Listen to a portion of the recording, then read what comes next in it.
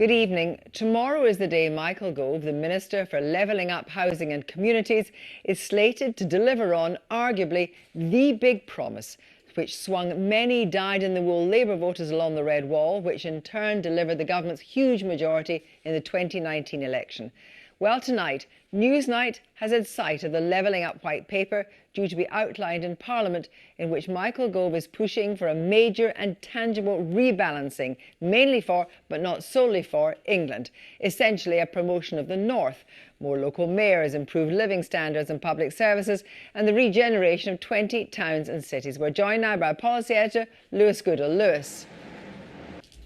Well, as I was just discussing with Kieran Mullen, there are new Partygate stories tonight.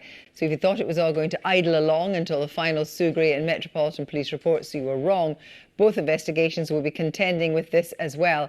And it is potentially catastrophic for Boris Johnson if he has misled Parliament. I'll be talking to Theresa May's trusted lieutenant in a moment, David Liddington. But first, Nick Wall's here to take us. You were mentioning there, so the Daily Telegraph is reporting that Boris Johnson was seen heading up to his Downing Street flat. Indeed. And now I am joined by David Liddington, who is de facto Deputy Prime Minister under Theresa May's government. We did bid for the government tonight, but they declined. David Liddington, thank you very much for joining us tonight. First of all, what do you make of tonight's Telegraph story?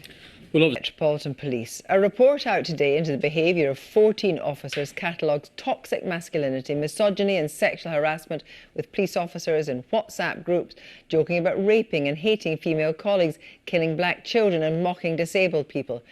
According to the report by the Independent Office for Police Conduct, one officer was known in a WhatsApp group as McRapey Rape Person. 9 of the officers are still employed in the London force. When a bargain between the police and the public depends on the public trusting the police, one might ask why. Our UK editor, Seema Katecha, has details of this report of these police officers. Yes, it's not pretty, Kirsty. I mean, the inquiry was launched in 2018 and the level of derogatory language to come out of mosque, all the fanatics turn up to radicalise the young Muslims.